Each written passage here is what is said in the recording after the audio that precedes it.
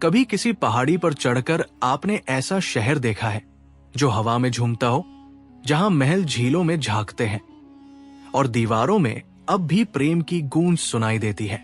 वो शहर है मांडू या मांडवगढ़, मध्य प्रदेश की वो धरती जहां इतिहास, रोमांस और स्थापत्य एक साथ सांस लेते हैं। यहां हर पत्थर एक कहानी कहता है, एक कहानी राजाबाज बहादुर और रूपमती के अमर प्रेम की, एक कहानी राजाओं की ऐश्वर्यता की, और एक कहानी उस स्थापत्य कला की जो आज भी दुनिया को हैरान कर देती है। मांडू का इतिहास 6वीं शताब्दी से शुरू होता है। पहले ये परमार वंश के अधीन था, फिर मालवा सल्तनत की राजधानी बना। लेकिन मांडू का स्वर्ण युग शुरू हुआ जब यहां दिलावर खां गौरी और फिर होशंग शाह ने शासन किया। ये शहर वास्तुकला की दृष्टि से एक चमत्कार था। चारों ओर पहाड़, बीच में झीलें और पत्थरों पर उकेरे गए महल। मांडू को कहा जाता था शाही आरामगाह, यानी राजाओं की विश्राम स्थली।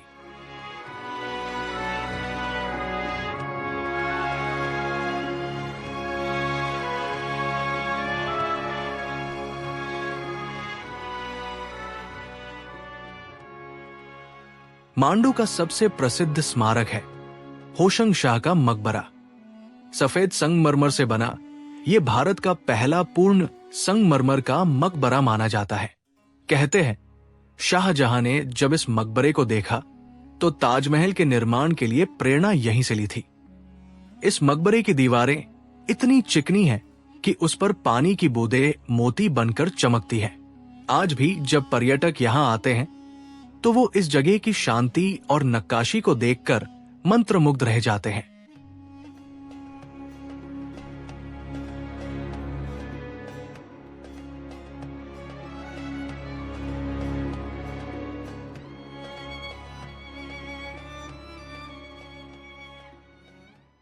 अब चलते हैं मांडू की पहचान जहाज महल की ओर। ये महल 2 झीलों, मूंछ तालाब और कपूर तालाब के बीच में बना है। दूर से देखने पर ऐसा लगता है जैसे ये पानी पर तैर रहा हो, मानो पत्थर की कोई नाव हो। जहाज महल को सुल्तान गियासुद्दीन खिलजी ने अपनी रानियों और दासियों के मनोरंजन के लिए बनवाया था। ये महल गर्मियों में ठंडा और सर्दियों में गर्म रहता था। इसकी वास्तुकला इतनी अद्भुत है कि आधुनिक इंजीनियरिंग भी इसे सलाम करती है। रात में जब चांदनी इन झीलों पर पड़ती है तो जहाज महल सचमुच पानी पर तैरता हुआ प्रतीत होता है।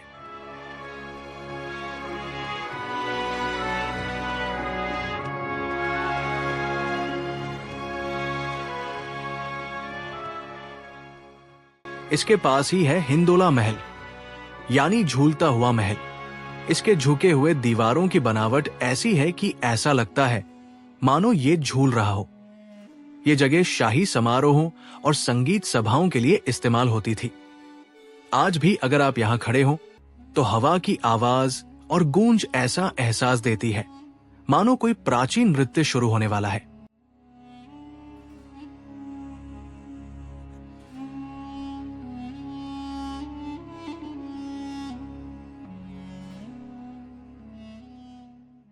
अब शुरू होती है मांडू की सबसे रोमांटिक और दर्द भरी कहानी, बाज बहादुर और रूपमती की प्रेम कथा। बाज बहादुर एक बहादुर राजा और संगीत प्रेमी योद्धा, और रूपमती नर्मदा किनारे की एक सुंदर सुरों में रची कवियत्री। कहते हैं एक दिन बाज बहादुर ने उसे गाते हुए देखा और उसी पल मांडू का इतिहास बदल गया। उनका प्रेम संगीत और कविता की तरह बढ़ता गया। बाज बहादुर ने उसके लिए बनाया रूपमती मंडप, जो आज भी नर्मदा नदी की ओर देखता है। ये मंडप इतना ऊंचा है कि वहां से पूरी घाटी और नर्मदा का बहाव दिखाई देता है। रूपमती रोज वहां खड़ी होकर मां नर्मदा को नमन करती थी। लेकिन जैसे हर प्रेम कथा में एक तूफान आता है, वैसे ही इस कहानी में भी आया जब मुगल बादशाह अकबर ने मांडू पर आक्रमण किया। बाज बहादुर पराजित हुआ और रूपमती ने बंदी बनने की बजाय विषपान कर लिया। आज भी जब कोई पर्यटक रूपमती मंडप में खड़ा होकर घाटी की ओर देखता है तो हवा में वही करुण संगीत गूंज उठता है, रूपमती। रूपमती रूपमती मंडप के पास में है बाज बहादुर का महल। 15वीं सदी में बना ये महल केवल राजसी शक्ति का प्रतीक नहीं था, बल्कि संगीत, नृत्य और प्रेम का मंदिर था। यही बाज बहादुर और रूपमती की प्रेम कथा ने जन्म लिया। कहते हैं जब रूपमती गाती थी तो इस महल की दीवारें भी सुरों में झूम उठती थी। महल की ऊंची मेहराबें, राजसी गलियारे और घाटी की ओर खुलती खिड़कियां आज भी उन मधुर रागों और अधूरी मोहब्बत की गवाही देती है।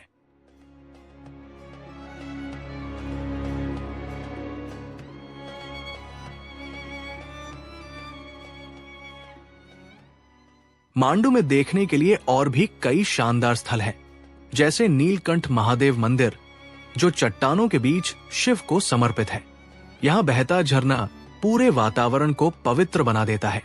फिर है रिवा कुंड, जामा मस्जिद, दिलावर खां का महल और 56 महल। हर इमारत अपनी कहानी कहती है। यहाँ की बावड़ियां जैसे उजली बावड़ी और चंपा बावड़ी राजाओं के स्नानागार और जल संग्रह केंद्र हुआ करते थे।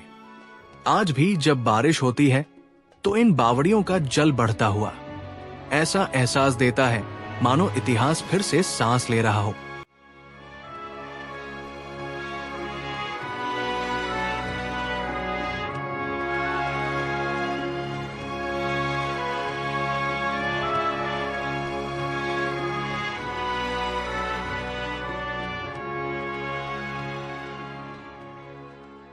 मांडू केवल खंडहरों का शहर नहीं है, ये एक ऐसा स्थान है जहां प्रकृति और इतिहास एक दूसरे में घुल जाते हैं। बरसात के मौसम में मांडू जैसे किसी सपनों के शहर में बदल जाता है। हरे पहाड़, झरने, झीलें और बादलों में खोए हुए महल। हर साल यहां मांडू उत्सव मनाया जाता है, जहां संगीत, लोक नृत्य और कला इस प्राचीन शहर को फिर से जीवंत कर देती है। यहां आने वाले पर्यटक कहते हैं, मांडू को देखने नहीं, महसूस करने आया हूं। मांडू हमें सिखाता है कि प्रेम कभी खत्म नहीं होता, वो बस पत्थरों में, हवाओं में और कहानियों में बस जाता है। चाहे होशंग शाह का संगमरमर हो या रूपमती का गीत, मांडू आज भी जिंदा है, अपने सुर, अपनी खुशबू और अपने रहस्य के साथ। तो अगर कभी आप मध्य प्रदेश जाएं, तो मांडू को सिर्फ देखें मत, उसे सुने, महसूस करें, क्योंकि ये शहर केवल पत्थरों का नहीं, ये है प्रेम, वास्तुकला और अनंतता का प्रतीक।